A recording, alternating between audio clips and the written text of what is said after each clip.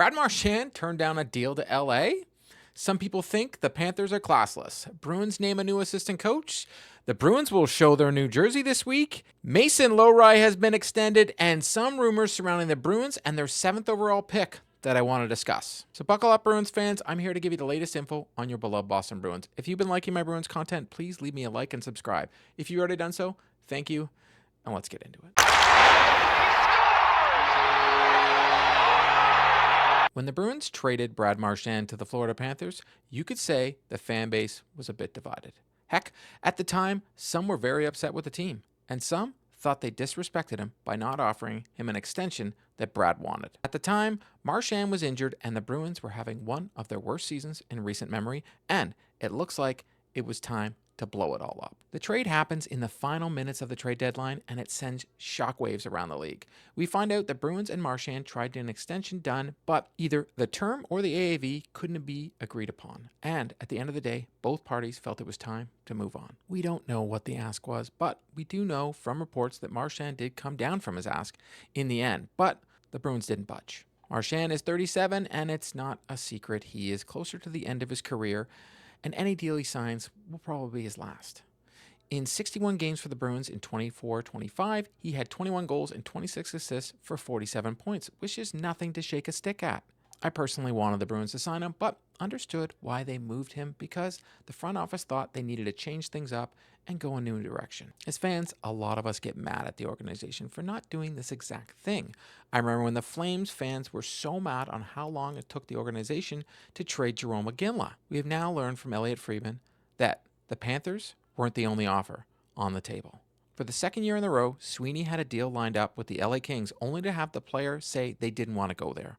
Both times, I don't blame the player at all. We don't know if the offer from LA was better than the Panthers, but for some reason, some publications ran with that narrative when we don't even know what the offer was. All we know is Marchand turned it down and asked to be traded to the Panthers.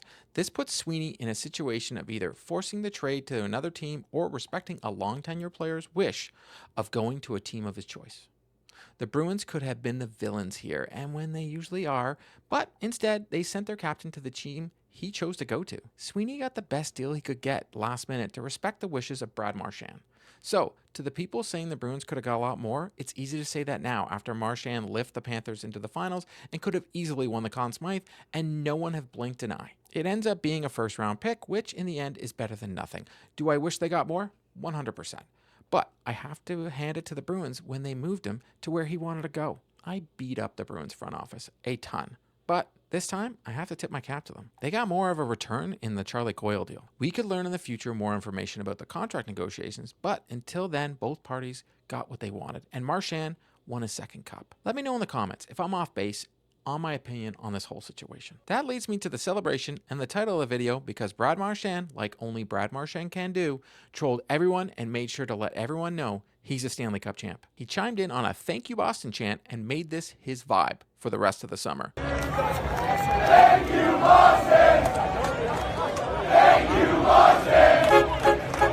Thank you, Boston!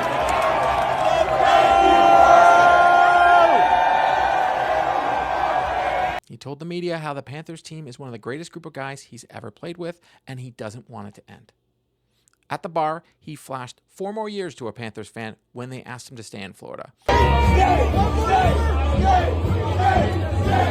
I think he wants to stay in Florida, and he's going to probably take less to do so if he can. Media is throwing around numbers of 8 times 4, especially here in Toronto where I live, and good for Marchand if he gets it. Marchand blasted every team that traded away a player on their cup roster by tagging them in an Instagram post, and even wore an Oilers shirt that said losers on it. I have seen some that have said he is being classless for this, and some of those are Bruins fans. Your opinion is your opinion, and I'm not trying to change it, but we ask these players to show emotion and who they really are, and some get mad at players for not doing it. But now we're getting mad at players for doing it. Marchand has been the most real player we have ever seen in years. He's tough to play against, highly skilled, surefire Hall of Famer now, plays on an edge, and crosses the line from time to time. But all this puts together what makes him great, and it helps grow the game. Brad Marchand, some might think, is a PR nightmare, but he is probably one of the best in the league for how he interacts with players on and off the ice, and 100% humble around fans, and always gives them his time. He is quick-witted, and he's never going to change. His "thank you Boston" mantra this summer I don't think is a dig, but I truly think he means it. He wanted to stay in Boston, and I'm sure he will listen if they call this offseason. But in the end, they're the team that drafted him and gave him a chance in the NHL. It's how he played the game that got him his career. But I truly think he is thanking them, and he loved his time in Boston. Tell me if I'm off base. And it's all good, because I wanted to have a discussion around this because I find it truly fascinating, the attention it's getting. The next topic is the Boston Bruins have hired a new assistant coach, and that is Steve Spott. Steve Spott is a highly experienced hockey coach known for his adaptability and strong partnership with the head coaches he works with. He began his coaching career in 1994 at Seneca College, then moved to junior hockey, where he spent 4 years from 1997 to 2001 as an assistant with the Plymouth Whalers, later joining Peter DeBoer in Kitchener as the assistant coach and assistant GM for the 2001 to 2008. In 2008, he was promoted to the head coach and GM of the Kitchener Rangers, a role he held for 5 seasons, earning a record of 187, 121, and 32, leading the team to 4 playoff appearances. Spott transitioned to the pro ranks in 2013 as the head coach of the AHL's Toronto Marlies, guiding them to the Western Conference Final before joining the NHL's Toronto Maple Leafs as an assistant in 2014-2015 season. He then rejoined DeBoer in San Jose from 2015 to 2019 and followed him to Vegas from 2020 to 2022, consistently taking responsibility for the team power play.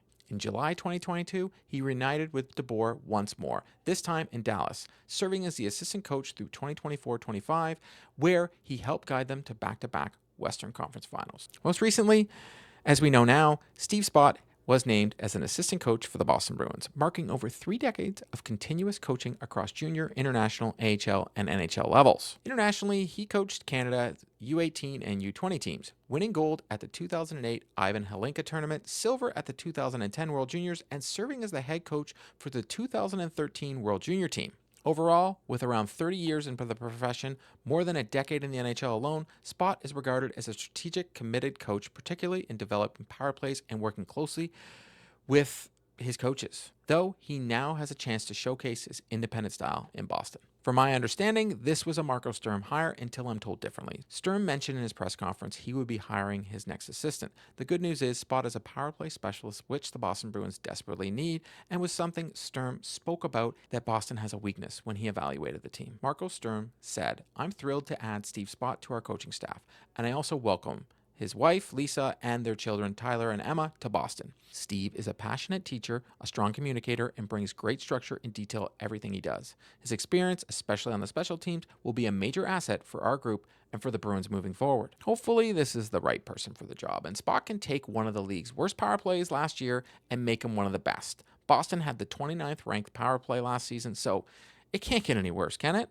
I want to hear from you, though. What are your thoughts on the hire? Next, I want to talk a little rumors, because at this time of the year, there isn't much else to talk about.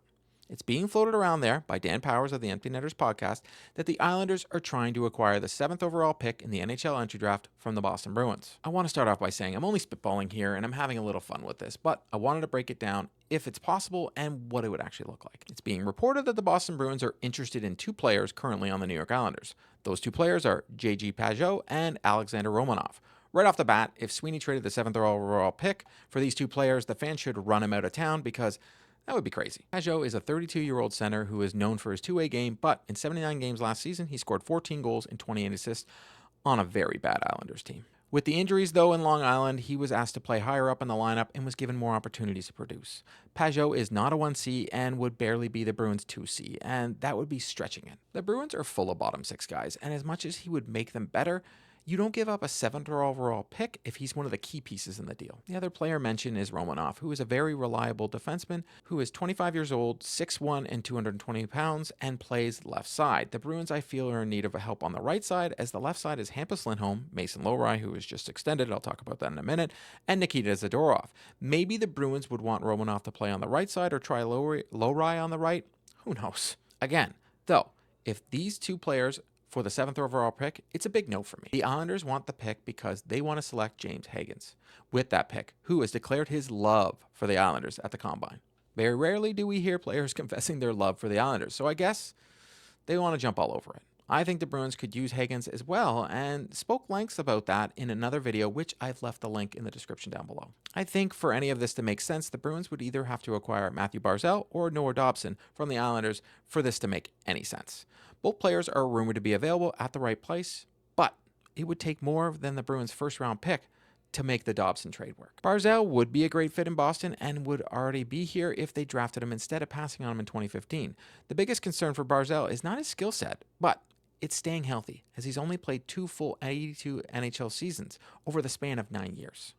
We know he's offensively gifted, but he gets injured far too much for my liking. If the Bruins are giving up picks, it has to be for a player that provides an immediate impact. I think Dobson would be that guy and would help solidify the right side in Boston and give him the 1-2 punch of Dobson and McAvoy on the right side. Dobson stands at 6'4", 200 pounds and gets 10 goals and 29 assists in 71 games last season. The previous season, though, which wasn't injury-plagued, he got 70 assists, but he's an RFA and will be commanding a huge raise and is rumored to be looking around $10 million AAV per season. That could scare away the Bruins. They have the cap space, but that would be a huge investment into a player that isn't already in your organization. The Bruins are in need for some offense, and he does bring that, and he could help them with the power play, but we've seen this before with the Bruins. Instead of building the prospect pool, they trade those picks away for immediate help. I kind of sit on both sides of this one right now, as I think if they make a deal with the Islanders, it would have to include Dobson. But I also sit in the camp of maybe wait until the draft and see who's available first. I want to hear from you, though. If you're the GM, would you trade the pick? Another thing I wanted to touch on was the Boston Bruins are set to reveal the leaked New Jersey on Wednesday. And it was teased with a video of David Pastrnak looking at it, and then the Bruins released a video with their new logo, all but confirming the new look.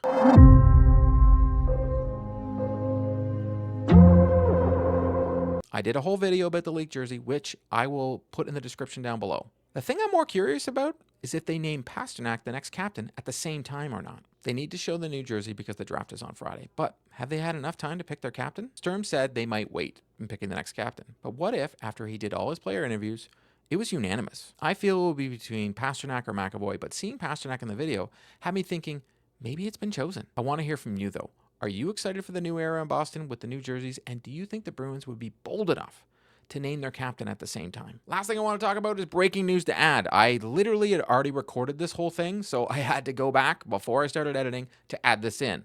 The Boston Bruins have extended Mason Lohrei.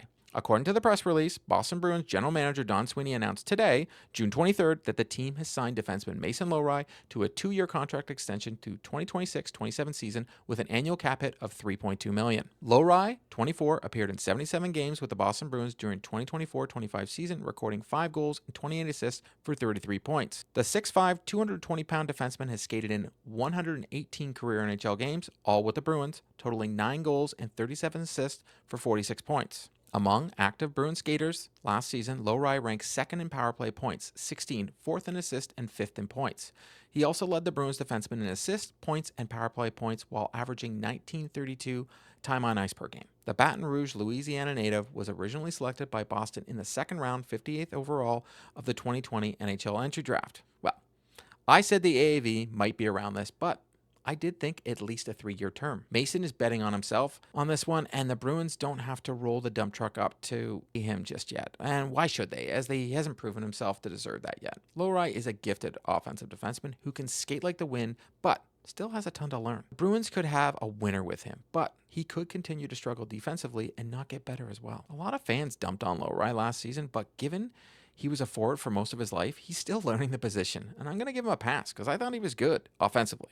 I think Lohrei could be something special, and my hope is he works on his defensive game this offseason and comes back a smarter player. He has the wheels in the shot, but I need to see him make smarter decisions with the puck and be more responsible in his own end. I want to hear from you. What do you think of the extension? That's a wrap on today's video. To stay up to date on all the news surrounding the Boston Bruins, please subscribe and drop me a like.